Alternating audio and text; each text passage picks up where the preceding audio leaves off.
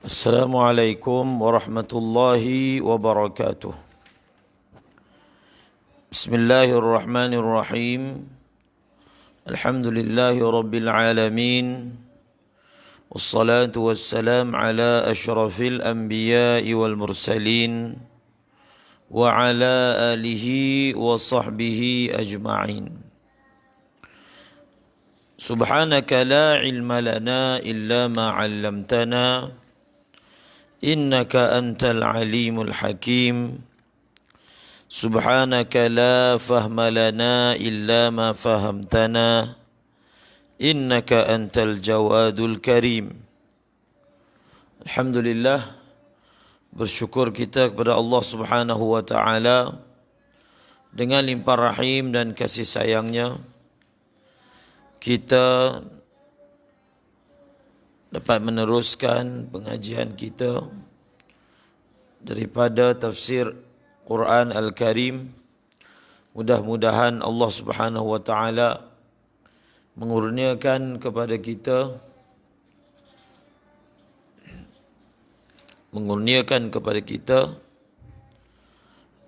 kefahaman, cinta yang mendalam terhadap Al-Quranul Karim.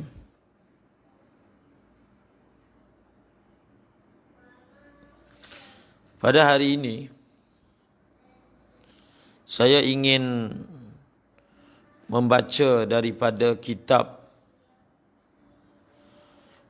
Mufti Taqi Uthmani.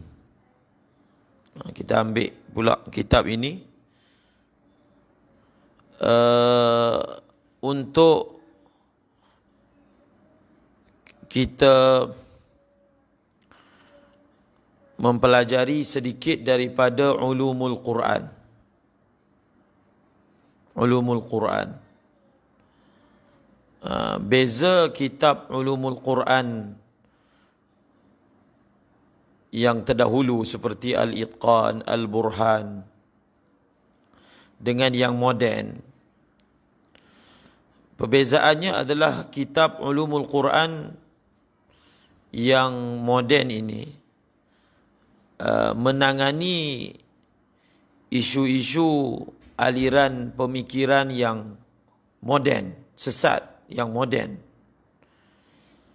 terhadap Al-Quran. Maka ia sangat penting untuk kita di samping mempelajari tafsir Al-Quran, satu perkara yang perlu diambil berat ialah izalatus syubuhat haula Al-Quran.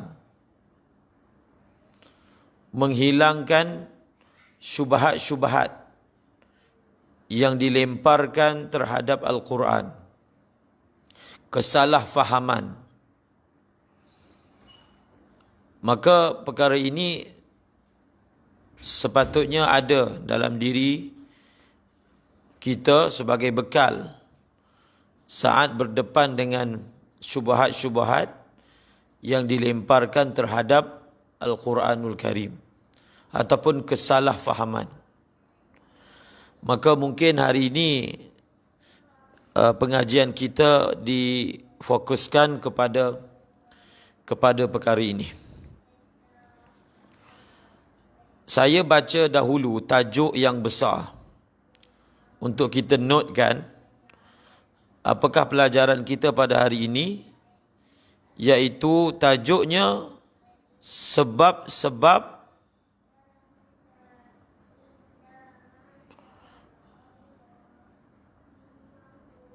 salah faham dan kesesatan berlaku di dalam tafsir Al-Quran. Itu tajuknya. Sebab-sebab salah faham dan kesesatan berlaku di dalam tafsir Al-Quran. Dalam bahasa Urdunya, tafsir में गुमराही के असबाब. तफसीर में गुमराही के असबाब. Kata Mufti Taqi Usmani dalam kitabnya Ulumul Quran,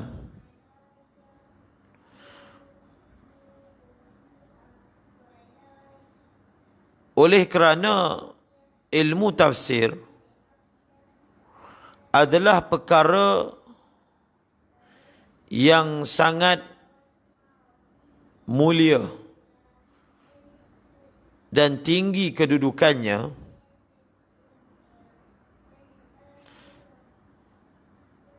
maka meletakkan kaki di dalam lembah yang dalam ini adalah sesuatu yang berbahaya.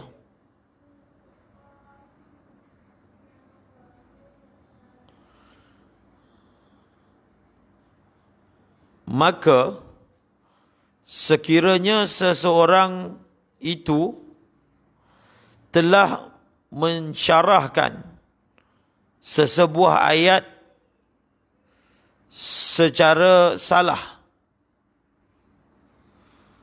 maka kesannya adalah, ataupun perbuatan dia bermaksud, dia telah menisbahkan kepada Allah Subhanahu wa taala sesuatu yang tidak disebutkan oleh Allah Subhanahu wa taala. Maka sangat jelas ini adalah suatu kesesatan yang tiada kesesatan lagi selepasnya.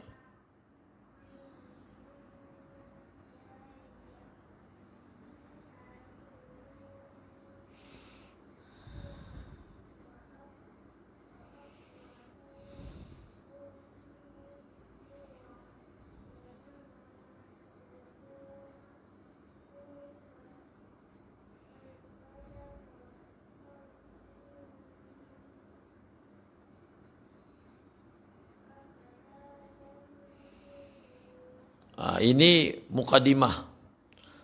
Mukadimah bagi tajuk yang kita nak baca pagi ini.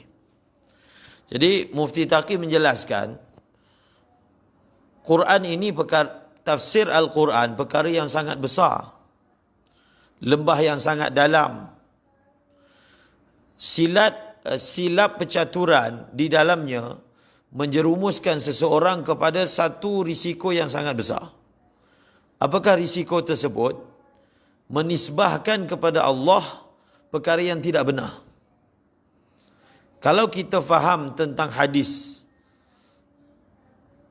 man kadzaba alayya muta'ammidan falyatabawwa maq'adahu minan nar, maka perkara yang sama di dalam tafsir. Kita cuba menghuraikan ayat Al-Quran tanpa ada latar belakang ilmu. Dan bila kita huraikan ayat Al-Quran, maka kita akan berkata Allah maksudkan ayat ini begini, begini, begini. Apabila kita menggunakan perkataan maksud firman Allah, sedangkan apa yang kita cuba jelaskan itu tidak berasaskan ilmu, maka kita telah merisikokan diri kita kepada sesuatu yang berat, menisbahkan perkara yang salah kepada zat Allah Subhanahu wa taala.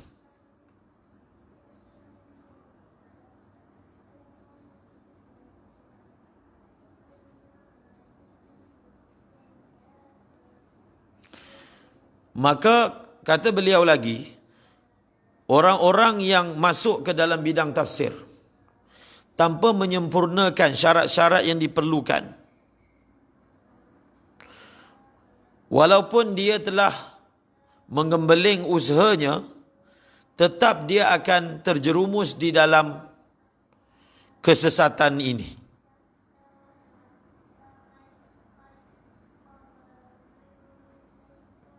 Maka sekarang ini perlu kita melihat apakah sebab itu terjerumus di dalam kesesatan di dalam syubhat ketika mentafsir Al-Quran. Jadi perkara yang pertama, sebab yang pertama menyebabkan satu orang apabila dia cuba mentafsir Al-Quran, bukan dia dibawa kepada petunjuk, tetapi dia dibawa kepada kesesatan. Saya akan bacakan sebab-sebab itu secara sepintas lalu sebelum kita memperincikannya. Sebab yang pertama, pehla sabab. Pehla sabab, sebab yang pertama. Na ahliyat. Dalam bahasa Urdu disebut apa? Na ahliyat.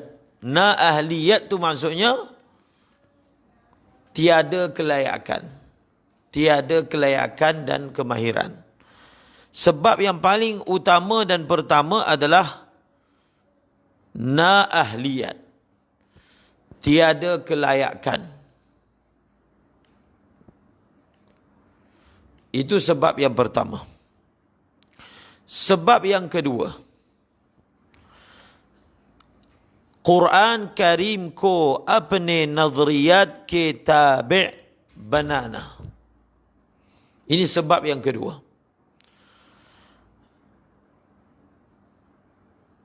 Menjadikan Al-Quran mengikut acuan pemikirannya. Maksudnya, dia mempunyai suatu idea dan pemikiran. Maka dia cuba mengusahakan dan mengupayakan supaya tafsir ataupun makna Al-Quran itu sesuai dengan apa yang dia nak. Apa yang merupakan idea dia, pemikirannya. Itu sebab yang kedua. Sebab yang ketiga, zamane ke afkar se mar'ubiyat. Sebab yang ketiga, iaitu terkesan dengan arus pemikiran moden. Terkesan dan kagum. Itu makna dia. Terkesan dan kagum dengan arus pemikiran moden.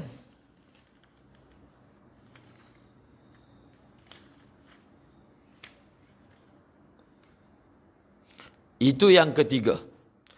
Yang keempat, Quran Karim ke mawzu' ko ghalat samajna. Tidak memahami secara salah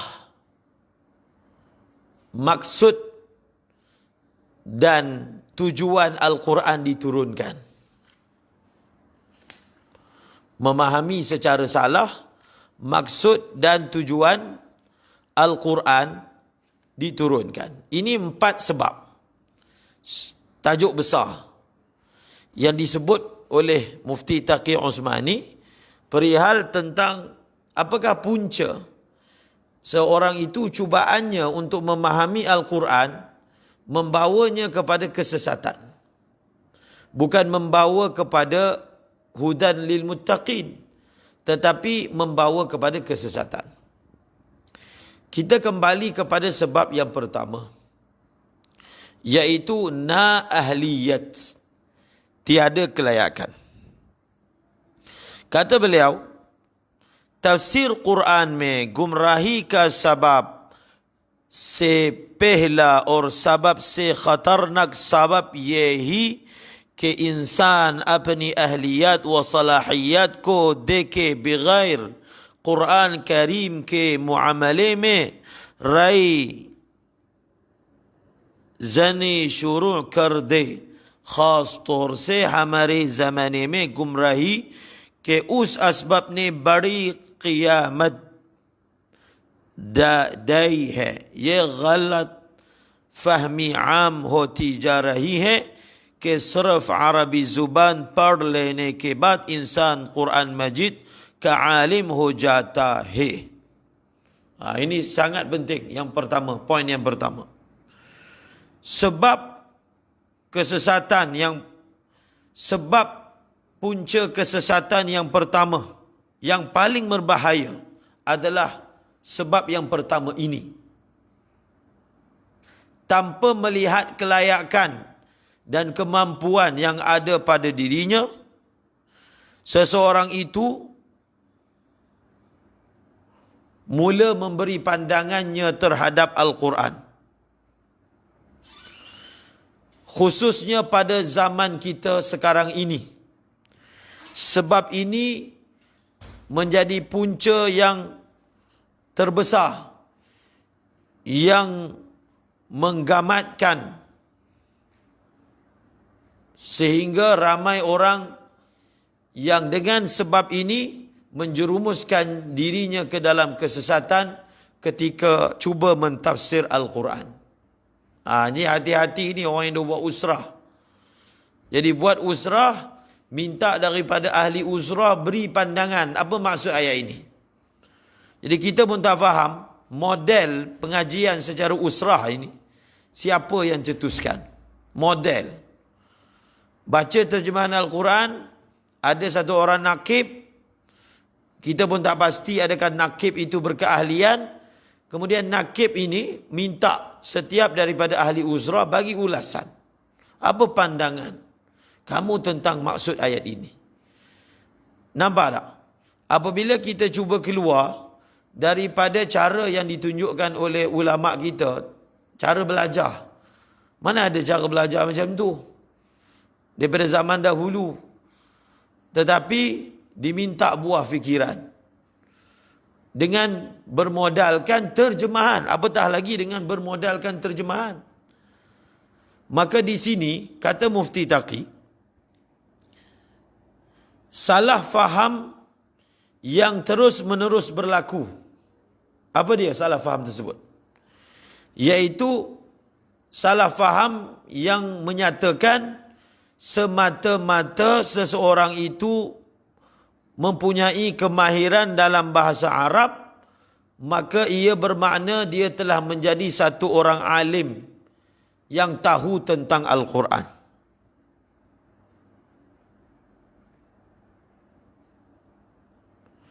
Dan apabila seseorang itu telah tahu dan faham bahasa Arab, maka dia sudah boleh mula mentafsirkan Al-Quran. Ini salah faham yang terbesar. Bermodalkan tahu bahasa Arab, seorang itu sudah layak tafsir Al-Quran.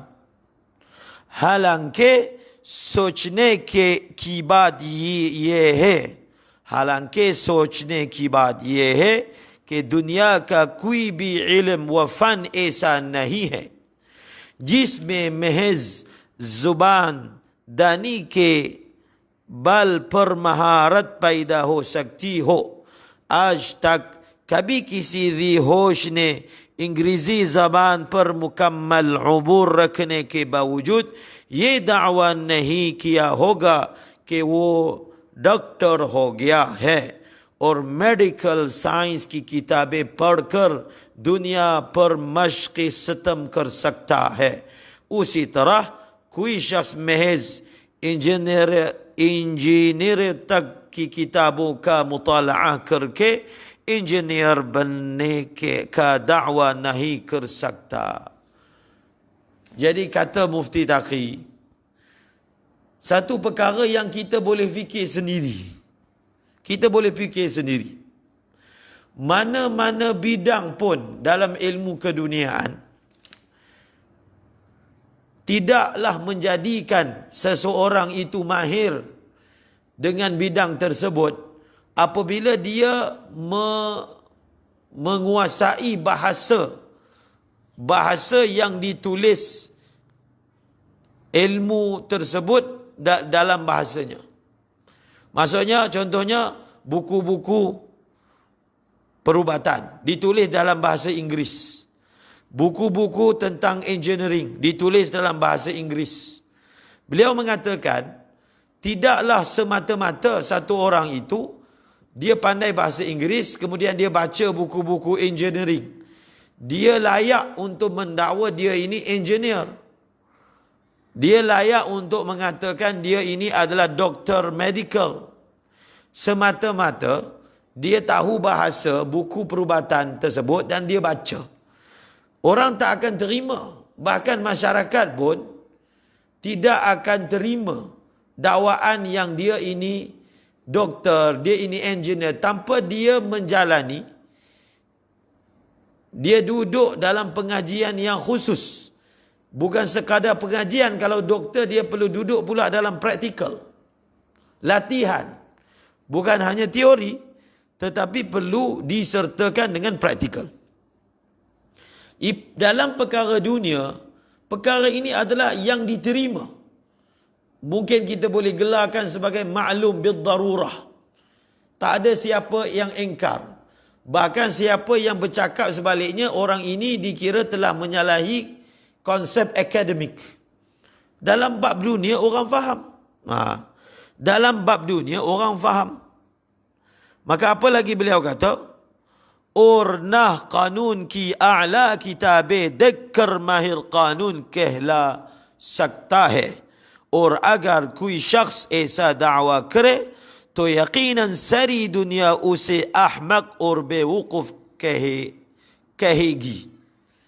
Begitu juga beliau mengatakan, kalau ada satu orang dia baca buku undang-undang yang paling tinggi dia boleh baca, kemudian dia menggelar dirinya sebagai pengamal undang-undang tanpa mengikuti pengajian yang khusus dan latihan-latihannya, kalau dia bersuara dan mengeluarkan dakwaan bahawasanya dia ini sudah boleh dipanggil peguam, ahli undang-undang, seluruh dunia akan menggelarkan orang ini sebagai ahmak dan bewukuf. Maknanya bodoh.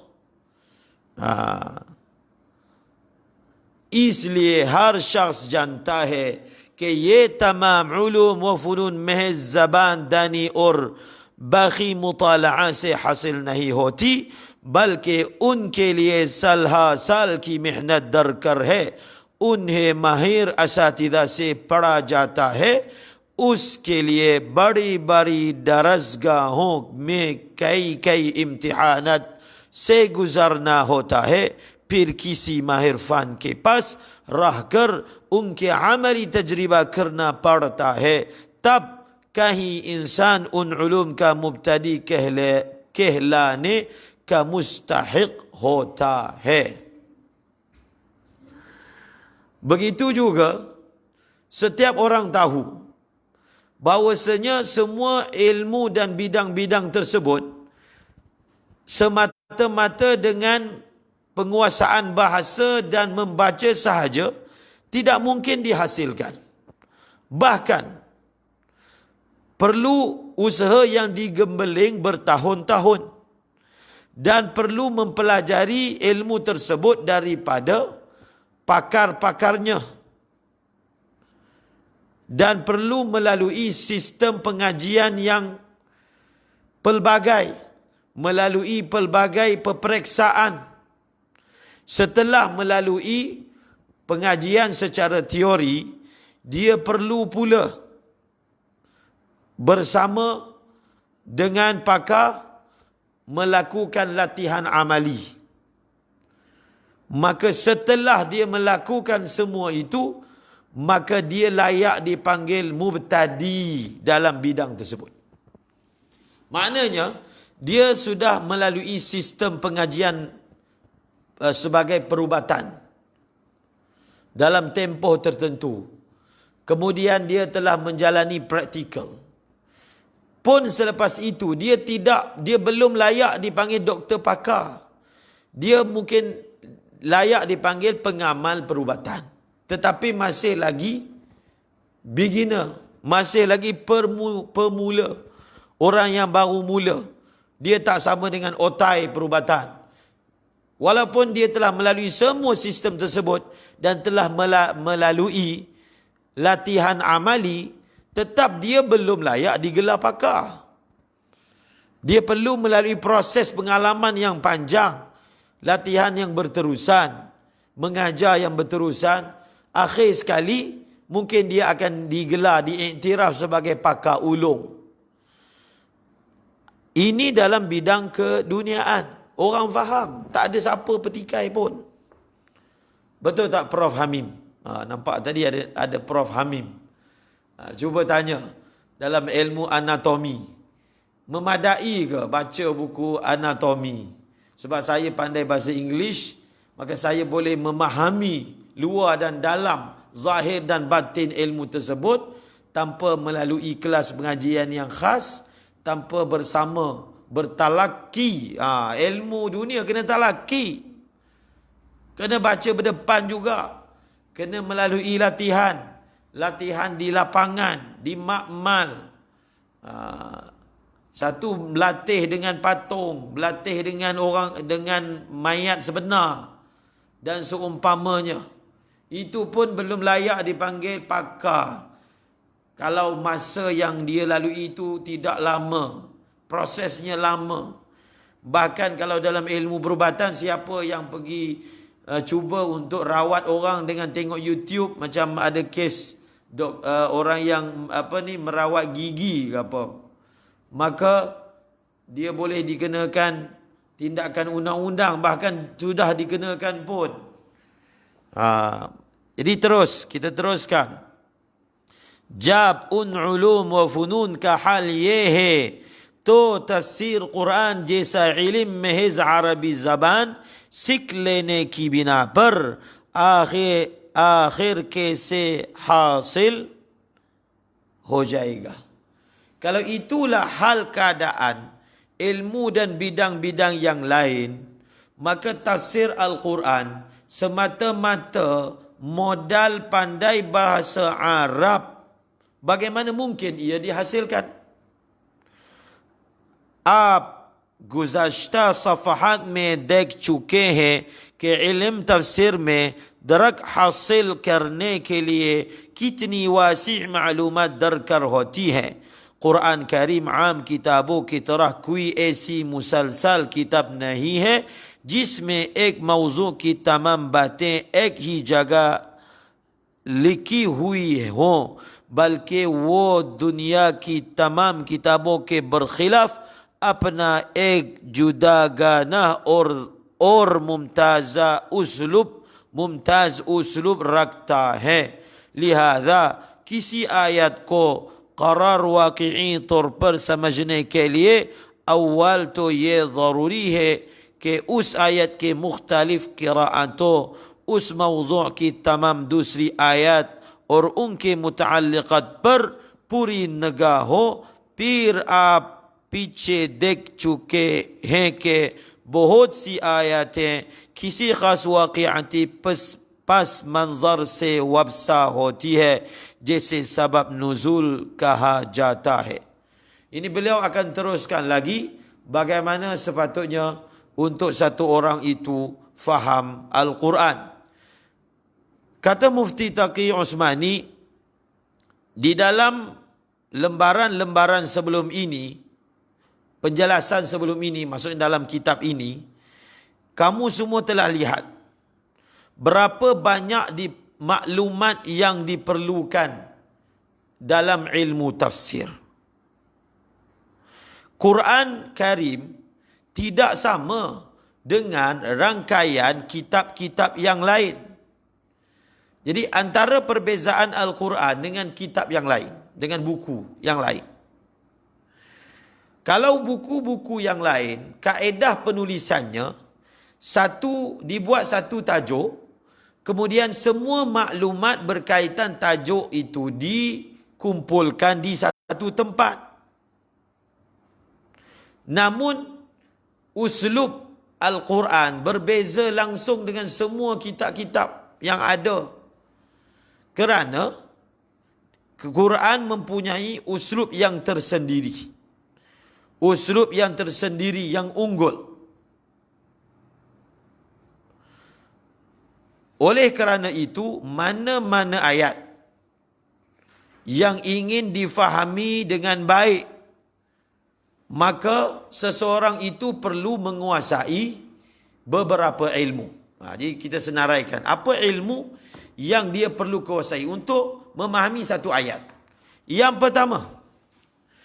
pertama, dia perlu mengetahui kepelbagaian qiraat dan cara baca bagi ayat tersebut. Itu yang pertama. Yang kedua,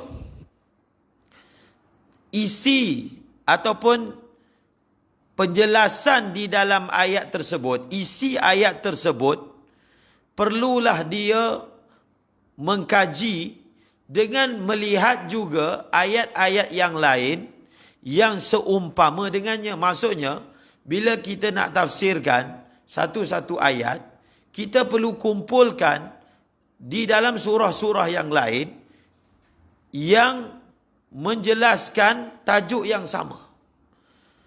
Perlu menghimpunkan ayat misalnya tentang iddah.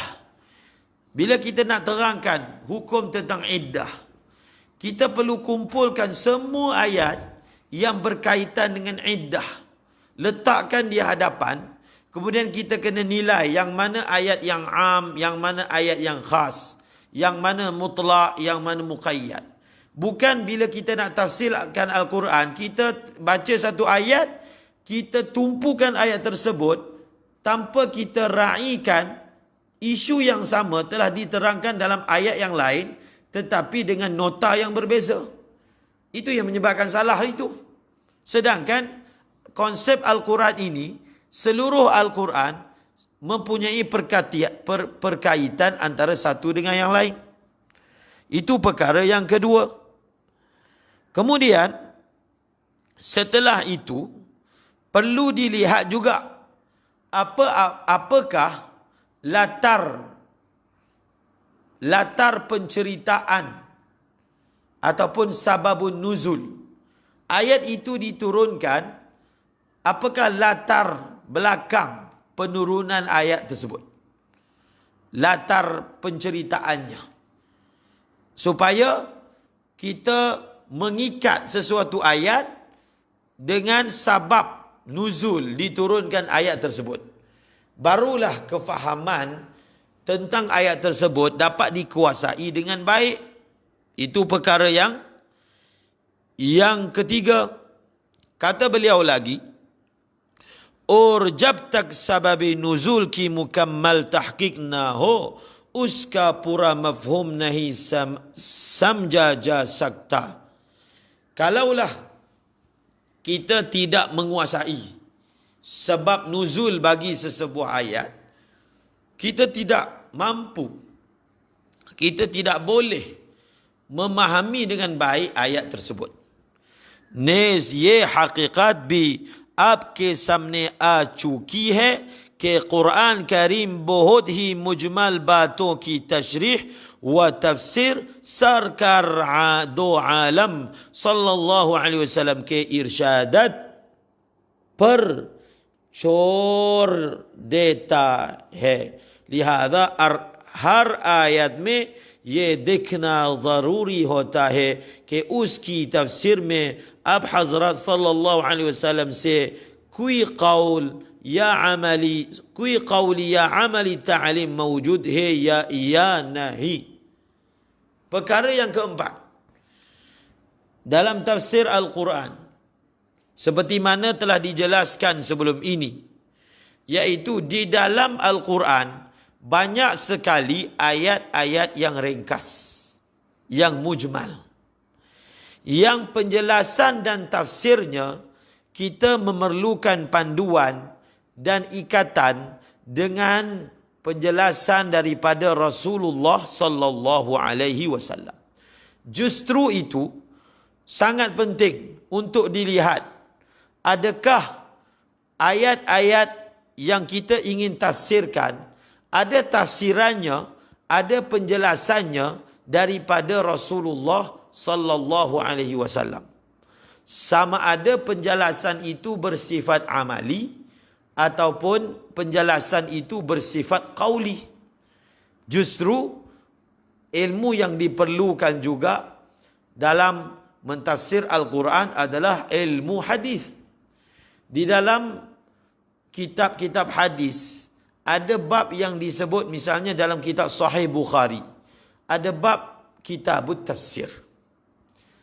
Kitabut tafsir ini dia hanya khusus membawa riwayat-riwayat mentafsirkan kalimah-kalimah. Sebenarnya dalam konteks mentafsirkan Al-Quran bukan hanya hadis-hadis seperti itu yang mana bersifat mentafsirkan kalimah-kalimah di dalam Al-Quran, bahkan ada hadis-hadis yang secara tidak langsung, indirect, mentafsirkan ayat Al-Quran. Tidak dapat lari daripada Rasulullah. Ini sudah sangat bertentangan dengan kaedah yang diamalkan oleh Qurani.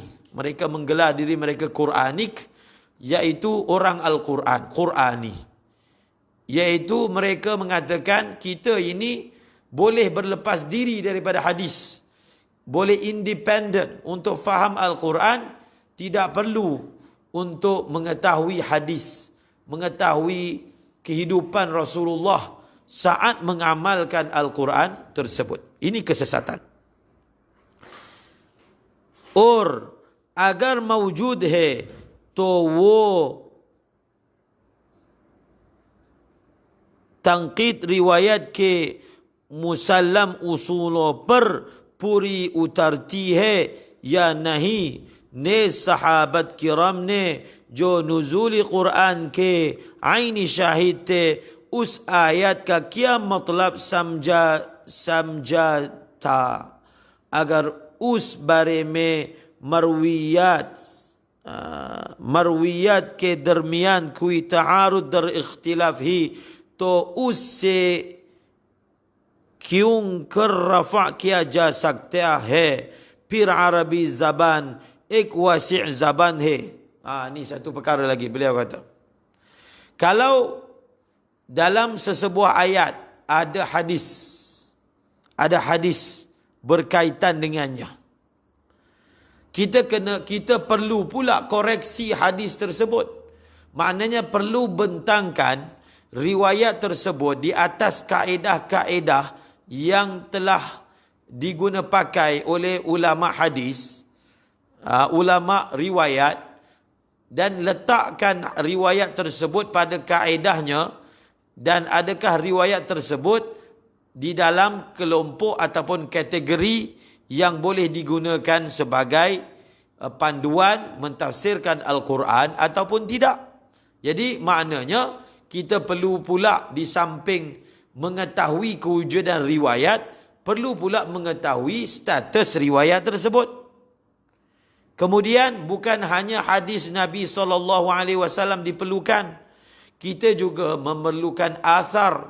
Athar tu maksudnya riwayat-riwayat daripada sahabat. Apa komen sahabat tentang hadis, tentang ayat-ayat yang tertentu. Kenapa kita perlu melihat juga kepada athar sahabat untuk memahami tafsir Al-Quran? Kerana mereka ini adalah saksi mata, orang yang wujud ketika ayat tersebut diturunkan. Maka kefahaman daripada mereka sangat diperlukan. Itu dah berapa dah poin? Dah 5. Lagi, Pir Arabi Zaban एक वासी' ज़बान है जिसमें एक एक लफ्ज़ के कई कई माना और एक एक माना के लिए कई कई लफ्ज़ होते हैं। लिहाजा जब तक उस ज़माने के अहली अरब के मुहावरत पर उबर ना हो किसी माना की तअयीन बहुत मुश्किल होती है। उसके अलावा सिर्फ अल्फाज के लग़वी माना जानने से काम नहीं चलता, क्योंकि अरबी में नहवी तरकीबों के इख्तिलाफ से मानी में तब्दील पैदा हो जाती है, और ये बात अरबी लुगत व अदब पर मुकम्मल उबूर के बगैर तय नहीं की जा सकती कि उस मकाम पर कौन सी तरकीब मुहावरत अरब के ज़्यादा करीब है, और सबसे आखिर में कुरान करीम अल्लाह ताला का कलाम है। Beliau menyebut lagi, okey, orang mengatakan ini dia tahu bahasa Arab. Maka kata Mufti Taqi, bahasa Arab ni bahasa yang sangat luas. Ada keadaan begini dalam bahasa Arab. Ada kalimah yang dia mempunyai pelbagai makna. Ada juga pelbagai makna. Ada juga ada lafaz yang ada banyak makna. Ada makna yang ada banyak lafaz.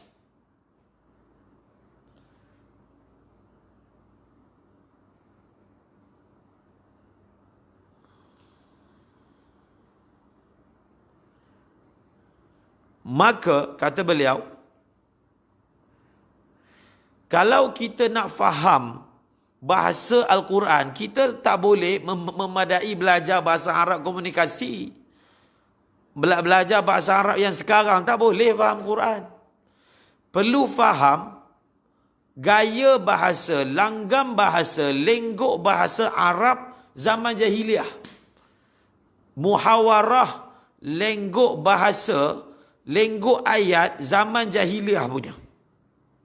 Kemudian lagi dalam bahasa Arab ini ada ilmu nahu. Ilmu nahu ini menunjukkan kita kepada poin apa? Berlaku perubahan makna dengan perubahan baris. Jadi kalau dia hanya tahu kalimah. Tapi kalimah ni bila dia masuk dalam ayat, maka dia dah jadi makna yang berubah, yang perlu ditentukan. Kalimah ini di dalam ayat ini, di dalam konteks ayat ini maknanya apa? Dia tak boleh nak faham Quran, tengok perkataan, buka kamus, kita tahu. Tak. Kita kena tahu nahunya dan kita perlu tahu ayat itu datang dalam siyak apa. Siyak ataupun konteks ayat.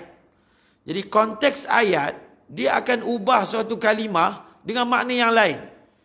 Dan kalimah yang sama, bila dia duduk dalam ayat lain, makna dia lain pula. Jadi tanpa menguasai, bagaimana mungkin satu orang boleh faham Al-Quran? Kemudian, sebab itu, antara ilmu alat yang telah dimasukkan oleh ulama' dalam silibus pengajian sebelum nak masuk tafsir, antaranya ialah mempelajari al-adabul arabi, mempelajari syair jahiliyah. Misalnya di India, Pakistan, kitab yang dimuqarrarkan Mu'allaqat As-Saba', syair-syair jahiliyah, Mutanabbi, Hamasah. Mutanabbi bukan syair jahiliyah lah. Maknanya tak boleh ni, kalau setakat belajar bahasa Arab komunikasi, dia cakap petah macam pemberita, dia tak boleh faham muhawarah bahasa Arab yang Al-Quran punya. Sebab Al-Quran diturunkan dengan lughah Quraisy, maka dia perlu tahu bagaimana muhawarah, gaya bahasa pada zaman dulu. Macam kita lah, kita mungkin boleh bertutur bahasa Melayu moden, tapi kalau orang tak belajar bahasa Melayu klasik, dia tak boleh faham bahasa Melayu klasik kalau dia tak belajar. Itulah perumpamaannya dengan orang yang belajar bahasa Arab moden tapi tidak menguasai bahasa Arab klasik. Untuk fahami Al-Quran perlu menguasai bahasa Arab yang klasik. Kemudian beliau sebut lagi di sini, और सबसे आखिर में कुरान करीम अल्लाह ताला का कलाम है और अल्लाह ताला अपने कलाम के असरार व मारिफ ऐसे शख्स पर नहीं खोलता जो उसकी नाफरमानियों पर कमर बस्ता हो। लिहाजा तफसीर कुरान के लिए अल्लाह के बंदगी उसके साथ ताल्लुक़ खास ताअत व तक़वा और हक परस्ती के बेलाग जज्बे के ज़रूरत ही है। उस तशरीह से ये बात वाज़ेह हो जाती है कि तफसीर कुरान के लिए सिर्फ अरबी ज़बान के मामूली वाक़िफ़ियत कम नहीं दे सकती, बल्कि उसके लिए इल्म उसूल तफसीर, इल्म हदीस, उसूल फ़िक़्ह, इल्म नहव, इल्म सर्फ, इल्म लुगत, इल्म अदब और इल्म बलागत में महाराना बसीरत और उसके साथ तहारत व तक़वा ज़रूरी है। उन ज़रूरी शराइत के बगैर तफसीर के वादी में कदम रखना अपने आप को गमराही के रास्ते पर डालते देने के मुरादिफ है और उसी तर्ज़ अमल के बारे में सरकार दो आलम सल्लल्लाहु अलैहि वसल्लम ने इरशाद फरमाया था कि मन क़ाल फ़िल क़ुरआन बिग़ैरि इल्मिन फ़ल्यतबव्वअ मक़अदहु मिनन नार. Poin yang terakhir yang disebut keperluan dalam menjadi mufassir Al-Quran, kata Mufti Taqi Osmani, Quran ini adalah kalamullah. Maka Allah Subhanahu wa taala tidak akan membuka rahsia-rahsia dan ma'arif kalamnya kepada orang yang tidak taat. Orang yang tidak taat tak akan dibuka akan ilmu Al-Quran. Oleh kerana itu, sangat penting untuk memahami Al-Quran, seorang itu perlu ada sifat penghambaan dan perlu ada ta'alluq yang khas dengan Allah. Perlu ada sifat taat, perlu ada sifat taqwa.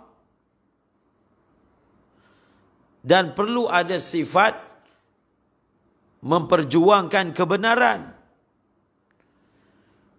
Daripada apa yang saya telah sebutkan, kata Mufti, daripada keterangan yang telah saya sebutkan dapat disimpulkan semata-mata menguasai bahasa Arab tidak mungkin seseorang itu boleh faham Al-Quran. Bahkan ilmu yang dia perlukan, ilmu usul tafsir, ilmu hadis, usul fiqh, ilmu fiqah, ilmu nahu, ilmu saraf, ilmu lughah, ilmu adab, ilmu balagat. Di samping penguasaan dia terhadap ilmu tersebut, dia perlu ada taharat dan taqwa, perlu ada kesucian hati dan ada sifat taqwa. Kalau tanpa menyempurnakan syarat-syarat yang telah disebutkan tadi, maka meletakkan kaki di dalam tafsir sama seperti dengan meletakkan kaki di dalam lembah kesesatan. Dan perkara ini telah dijelaskan oleh Rasulullah sallallahu alaihi wasallam, man qala fil Quran bighairi ilmin falyatabawwa maq'adahu minan nar. Siapa yang bercakap tentang Al-Quran tanpa ilmu, maka hendaklah dia menyediakan tempat tinggalnya di dalam api neraka. Jadi ini poin yang pertama yang telah disyarahkan, sebab gumrahi, sebab kesesatan, iaitu apa? Na-ahliyat. Kemudian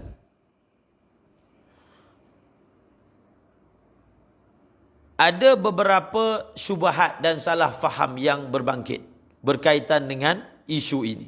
Iaitu berkaitan dengan sebab yang pertama, ada beberapa salah faham, syubhat yang diangkat. Beberapa.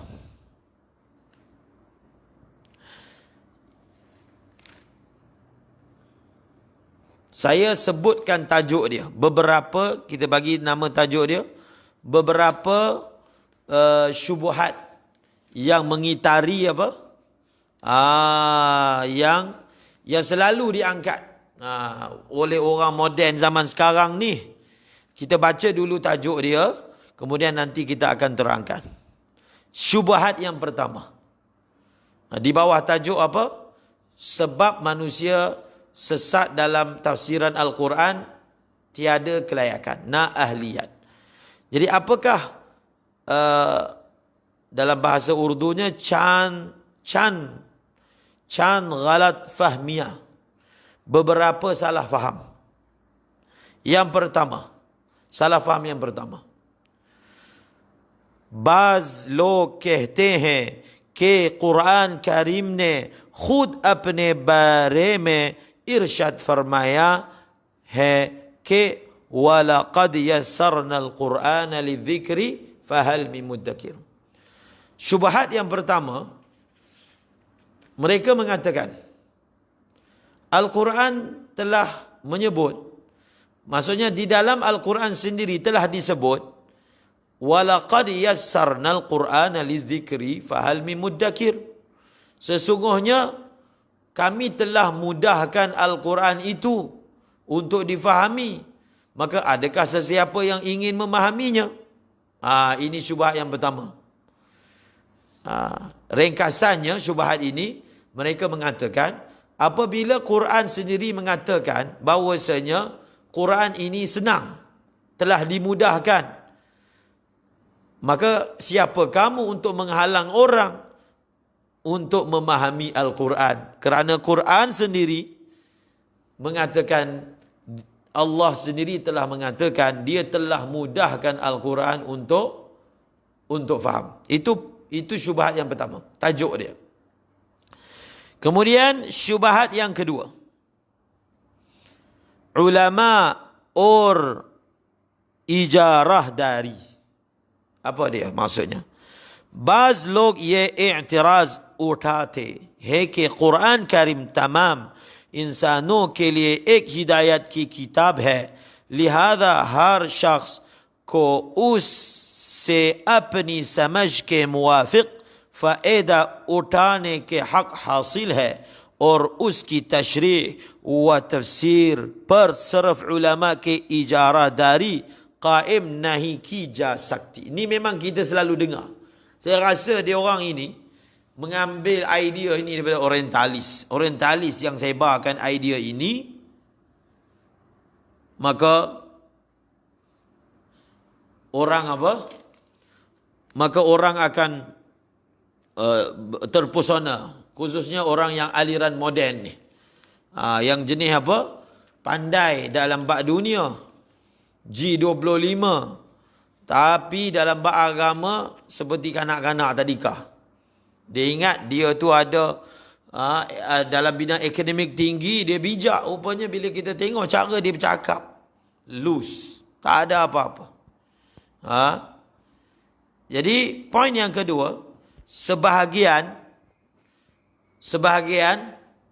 orang telah menyebut kritikan seperti berikut.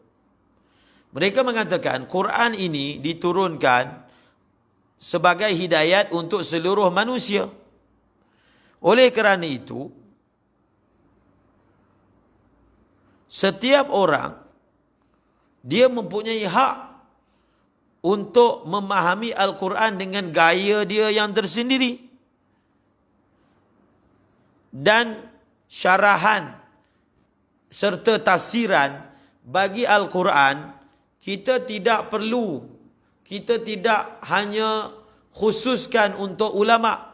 Selalu dia sebut Al-Quran, ayat yang biasa dia sebut, Mufti Taqi kata pelbagai versi ayat digunakan untuk mereka terjemahkan idea ini.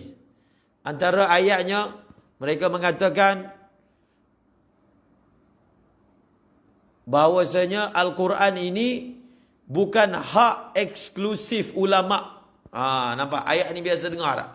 Ini bukan hak eksklusif ulama. Ini kan untuk semua manusia. Untuk semua manusia. Mengapa hadkan? Kalau nak tahu Al-Quran, kena tanya ulama. Seolah-olah telah dieksklusifkan. Sedangkan Al-Quran ini bukan eksklusif, inklusif untuk seluruh manusia. Jadi bila dikatakan untuk seluruh manusia, maka hak memahaminya rata.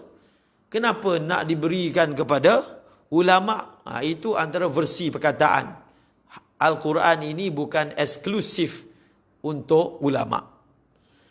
Dan ada juga mereka menggunakan versi slogan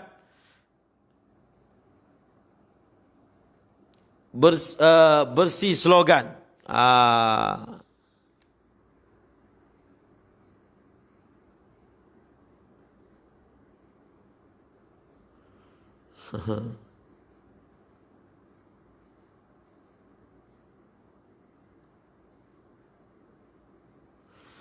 Apa slogan dia? Apa dalam bahasa Inggerisnya? Dia samakan dia samakan ini macam agama Kristian. Dia ada bahasa dia, saya lupa. Dr. Nick mungkin boleh share. Nampak Dr. Nick? Maksudnya dia mengatakan nak sama macamlah seolah-olahnya agama ni hak eksklusif gereja. Hak eksklusif padri. Kepadrian. Dia kata ini kita telah mewujudkan sistem kepadrian. Betul ke bahasa kepadrian itu? Sistem kepadrian. Maknanya agama ni semua mesti rujuk kepada gereja. Hak eksklusif. Orang luar daripada gereja tak boleh sentuh langsung. Nampak tak? Ayat tu nampak menakutkan kan? Jadi orang awam bila dia dengar, dia takutlah. Apa pula ni? Apa pula agama Islam ini dah jadi macam sistem gereja. Popnya. Yang mempunyai kuasa penuh kepada tafsiran Al-Quran.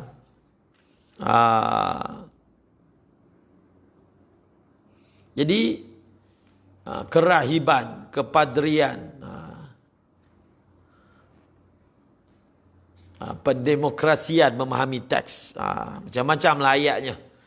Jadi ini semua ayat-ayat untuk mengabui orang-orang yang jenis terpedaya dengan ayat-ayat jargon ni, dengan bombastik, maka dia kagum. Betul juga kita perlu memperkasakan gagasan pendemokrasian pemahaman teks. Setiap orang mempunyai akal. Allah kurniakan akal. Jangan sia-siakan akal. Jadi upaya untuk mengkhususkan hak mentafsir Al-Quran pada ulama' seperti suatu upaya mematikan demokrasi. Ini demokrasi yang telah mati pada abad ini dengan pelbagai ayat retorik yang mencengangkan sebahagian orang yang mudah ditipu. Yang mudah ditipu. Masalahnya orang yang kena tipu tu ahli akademik. Orang awam tak tipu. Orang awam lagi senang faham daripada ahli akademik. Itu yang dipanggil kadang-kadang orang-orang yang belajar ni dia lagi bebal daripada orang kampung. Sebab apa? Satu sebab dia rasa dia ahli akademik. Yang kedua, dia terbelit dengan idea dia. Dia terbelit dengan idea dia sehingga dia tidak boleh keluar daripada idea tersebut. Dia cari jalan keluar, dia sesat dalam idea sendiri. Ulama mengatakan, orang awam ni kadang-kadang dia punya keping hati dia kosong. Jadi bila keping hati dia kosong, satu dia ada sifat inkisar. Kisar tu maksudnya rasa tak tahu. So bila dia ada perasaan rasa tak tahu, dia kata memang betul. Taklah yang tahu. Orang awam senang faham. Tapi ada sebahagian ahli akademik dunia, dia belajar dunia, hebat, pandai, tinggi, G25. Tetapi dalam perkara sesimpel ini dia tak boleh nak faham. Ini dipanggil apa? Terbelit dengan idea sendiri. Lebih bahaya dan susah nak keluar. Terbelit dengan idea sendiri. Apatah lagi kalau dia merasakan idea itu bersifat kultus, yang tak boleh dicabar. Yang menyebabkan berlakulah apa yang berlaku. Sebab itu sangat bahaya apabila orang yang bijak pandai ini hanya belajar aliran dunia sahaja, langsung tidak bercampur dengan sedikit pun bahagian agama, maka dia mewujudkan golongan yang kita lihat sekarang ini, yang beraspirasikan liberal ke dan seumpamanya. Mereka ini bahaya sebab apa? Sebab merasa dirinya bijak, dalam masa yang sama mempunyai sifat yang tiada sifat inkisar. Rasa perlu dengar cakap orang. Sebab kan dilatih supaya apa? Kita mesti ada idea sendiri. Tak perlu cakap orang. Nampak macam idea tak perlu dengar cakap orang ini adalah nampaknya orang tu intelek lah, tak perlu taklid lah bahasanya. Sebenarnya idea suruh meninggalkan taklid ni pun dia ada percikan daripada aliran modernis yang menyebut seperti itu. Tak perlu, kita semua fikir sendiri ayat Quran, tak perlu nak tengok tafsir apa-apa. Percikan itu ada sebenarnya. Percikan tersebut ada dalam pemikiran mereka. Jadi itu garis besar tentang salah faham yang mengitari masalah apa? Na'ahliyat. Jadi yang pertama tadi telah disebutkan, mereka akan berhujah. Mereka akan berhujah dengan ayat Al-Quran. Walaqad yassarnal Qur'ana lidzikri fahal min muddakir. Kita kembali kepada salah faham yang pertama. Mereka akan menyebut begini. और जब कुरान करीम एक आसान किताब ही तो उसकी तशरीह के लिए किसी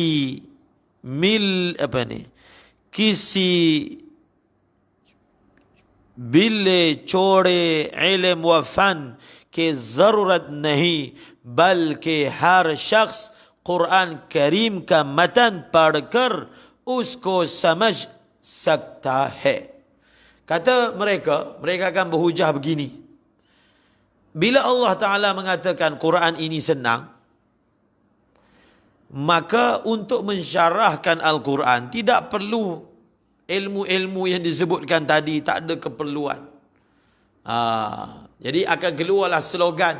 Ini suatu upaya untuk menyempitkan world view bagi Al-Quran, atau apa perkataan yang digunakan. Ini kita ada world view, pandangan. World view ni perkataan yang betul, pandangan alam. Tetapi telah digunakan perkataan untuk gharaz yang salah. Misalnya, maka mereka mengatakan, apabila Quran sendiri mengatakan, Allah sendiri mengatakan kami telah mudahkan Al-Quran, maka segala pelbagai ilmu yang disebutkan tadi tidak diperlukan untuk memahami Al-Quran. Memadai ambil Al-Quran, baca teksnya, bas. Yang lebih teruk lagi, ada golongan yang dia tak baca langsung Quran dalam bahasa Arab. Dia kata, saya baca Quran, ni terjemahan. Saya baca Quran dengan bahasa yang saya faham. Nampak macam betul kan idea ni? Tetapi mereka ini mempunyai satu pemikiran adalah tak betul membaca Al-Quran dalam bahasa Arab. Dan mereka ni memang tak baca Quran langsung dalam bahasa Arab. Dia baca dalam bahasa orang putih. Bahasa Melayu ke. Dengan menganggap membaca Al-Quran dalam bahasa Arab itu sia-sia. Sebab bagi dia, maksud Quran makna bukan lafaz. Ada golongan ini rajin baca terjemahan Quran, rajin. Dia baca terjemahan Quran ni lagi banyak kali daripada kita baca. Tetapi tengok, dan mereka ini kadang-kadang terpalit dengan idea anti hadis. Kita kembali kepada Quran. Ada golongan kembali kepada Quran dan hadis, itu satu hal. Ada golongan yang kembali kepada Quran sahaja, menolak hadis. Jadi walaupun golongan ini rajin baca terjemahan Al-Quran, rajin dengan erti kata sebenar, memang dia mungkin dah khatam berkali-kali, tetapi mereka terpalit dengan najis anti hadis. Anti hadis. Menganggap memadai dengan terjemahan. Tak perlu nak belajar daripada bahasa yang asal. Tetapi ilmu dunia dia faham pula. Untuk belajar ilmu tu kena tahu bahasa Inggeris. Ilmu sains, ilmu matematik, kena tahu bahasa Inggeris. Tak boleh belajar dalam bahasa terjemahan. Tapi dalam bab Al-Quran memadai belajar dalam bahasa terjemahan. Nampak tak? Ini masalah apabila sistem pengajian yang ada di tempat kita, negara kita, yang mengasingkan antara apa? Antara pengajian agama dengan pengajian dunia. Menyebabkan wujud golongan-golongan ini yang sebenarnya intelek, pandailah, orang pandai. Tetapi modal insan tersebut telah disia-siakan dalam perkara kesesatan seperti ini. Maka ini yang terakhir untuk kita menjawab syubhat yang pertama ini. Menjawab syubhat yang pertama ini. Kata Mufti Taqi, kita jawab macam mana? लेकिन ये इस्तिदलाल एक शदीद मुगालता है जो खुद कम फहमी और सतहियत पर मबना ही वाक़िआ ये ही कि कुरान करीम की आयत दो किस्म की है। एक तो वो आयतें हैं जिनमें आम फसीहत की बातें हैं, सबक आमूज वाक़िआत और अबरत व मौइज़त के मज़ामिन बयान की गई है। मसलन दुनिया की नापायदारी, जन्नत दोज़ख की हालत, खौफ खुदा और फिक्री आखिरत पैदा करने वाली बातें और ज़िंदगी के दूसरे सीधे सादी हक़ाइक़, उस किस्म की आयतें बिलाशुबह आसान हैं और जो शख्स भी अरबी ज़बान से वाकिफ़ हो वो उन्हें समझ कर नसीहत हासिल कर सकता है। बल्कि ये मकसद कुरान करीम के मुस्तनद तराजिम देखकर भी एक हद तक हासिल हो जाता है। मज़कूरा आयत में ऐसी मकसद के लिए ये कहा गया ही कि हमने कुरान को आसान कर दिया। चुनाचे कुरान करीम ने ये बात मुजमल नहीं छोड़ी, लिज़िक्री यानी नसीहत के वास्ते का लफ्ज़ बढ़ा कर उस हकीकत को रोज़ी रोशन की तरह वाज़ेह कर दिया। Jadi jawapannya senang. Kata Mufti Taqi, penghujahan yang mereka utarakan itu adalah suatu mughalatah, suatu kesalahan yang ketara, yang berpunca daripada kurang faham dan pemikiran yang sathi, pemikiran yang bersifat permukaan. Sebenarnya beliau kata, sebenarnya ayat Quran ni ada dua jenis. Ayat Quran ada dua jenis. Yang pertama, ayat-ayat yang isi kandungannya berkaitan dengan nasihat, pelajaran, kisah-kisah, ibrah, mau'izah. Contohnya ayat-ayat yang berkaitan menerangkan tentang hakikat dunia sementara, menerangkan tentang syurga neraka, menerangkan tentang takutkan Allah, memikirkan kehidupan akhirat, ayat-ayat yang menimbulkan rasa cinta kepada akhirat, rasa cinta kepada Allah. Maka ayat-ayat yang seperti ini tanpa keraguan memanglah mudah. Sesiapa sahaja yang tahu bahasa Arab, maka dia boleh faham ayat ini dan boleh mengambil nasihat daripadanya. Bahkan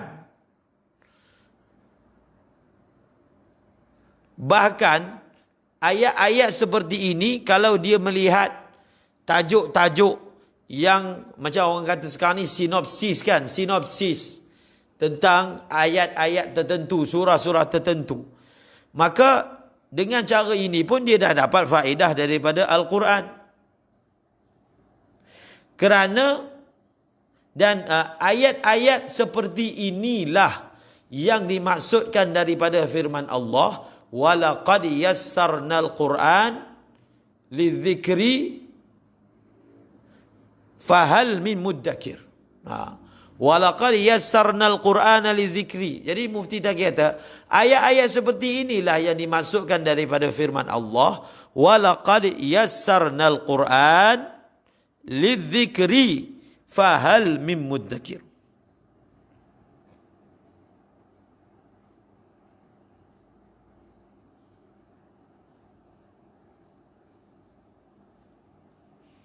Maka dan cuba kita baca betul-betul ayat itu. Ayat itu berbunyi walaqad yassarnal Quran lidzikri.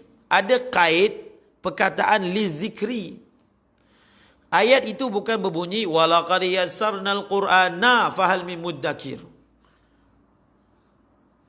Bukan ditinggalkan ayat itu ringkas seperti itu, tapi dia ada kait. Walaqad yassarnal qur'ana lidzikri.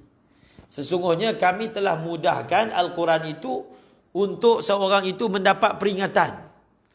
Maka dengan kait lidzikri memahamkan kita yang ayat-ayat yang dinyatakan sebagai dimudahkan adalah yang untuk peringatan, lizzikri. Bukan umum.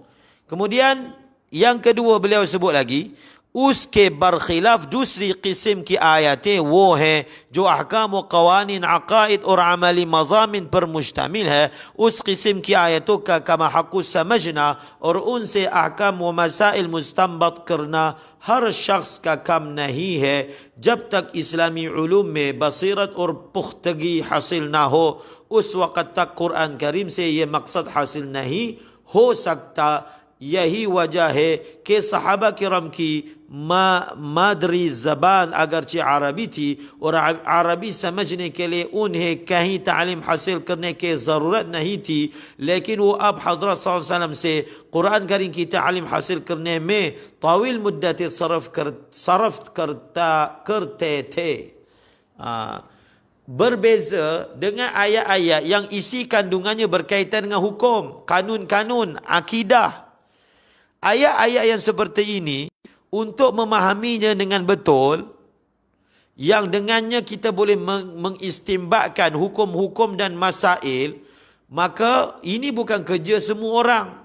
Selagi mana dia tidak menguasai ilmu Islam dengan baik, maka selagi itu tidak mungkin dia dapat mencapai maksud daripada ayat tersebut. Okey, beliau bawa satu hujah. Beliau mengatakan, cuba kita tengok sahabat Nabi. Mereka ini menguasai bahasa Arab yang tertinggi. Bahkan penguasaan mereka terhadap bahasa Arab tidak memerlukan untuk belajar. Ini adalah madri zuban. Madri zaban. Ini adalah bahasa ibunda mereka. Apatah lagi mereka hidup di zaman yang mereka berbangga-bangga dengan bahasa. Tetapi dalam konteks memahami ayat Al-Quran, sahabat duduk bertahun-tahun belajar ta'lim Al-Quran daripada Rasulullah sallallahu alaihi wasallam. Maka ia membuktikan madri zaban, bahasa sendiri. Ini kita ni Quran, bahasa Arab bukan bahasa kita, bahasa belajar. Mereka ini saliqah, daripada fitrah sendiri dah boleh bahasa Arab, pun kena belajar bersama Rasulullah. Maka Allama Sayuti wa ghairane Quran करीम इमाम अब्दुल रहमान सुलामी से नकल किया है कि जिन हजरत सहाबा ने सरकार दो आलम सल्लल्लाहु अलैहि वसल्लम से कुरान करीम के बाकायदा तालीम हासिल की है, मसलन हजरत उस्मान बिन अफ़ान, अब्दुल्लाह बिन मसूद वगैरह, उन्होंने हमें बताया कि जब वो अब हजरत सल्लल्लाहु अलैहि वसल्लम से कुरान करीम के दन्नल आयतें सीखते तो उस वक़्त तक आगे नहीं बढ़ते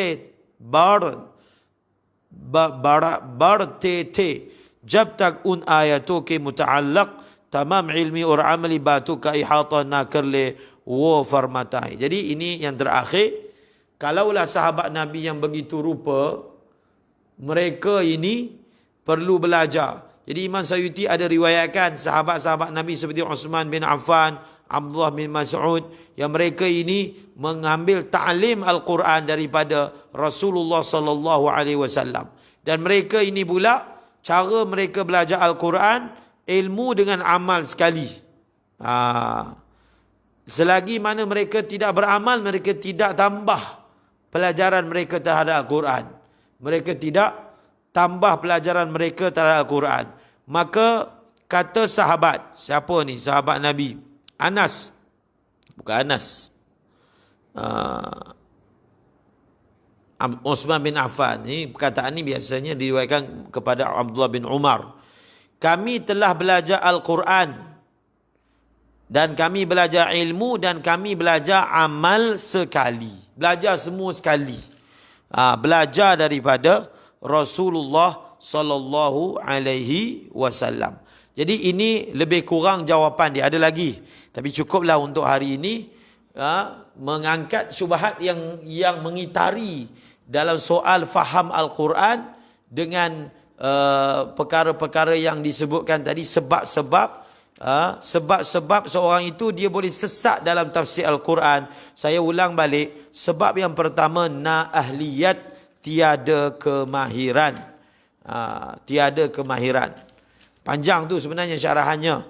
Yang kedua, apabila cuba mengupayakan supaya Al-Quran itu selaras dengan idea yang sudah tersemat dalam fikiran dia. Yang ketiga, puncanya adalah apabila terlalu kagum dan terpesona dengan idea-idea arus moden. Dan seterusnya, arus moden. Dan yang terakhir, yang keempat, tidak memahami maksud dan tajuk daripada Al-Quran. 4 perkara ini yang merupakan tajuk besar berkaitan dengan sebab-sebab berlakunya kesesatan di dalam tafsir Al-Quran. Moga-moga Allah SWT bantu kita.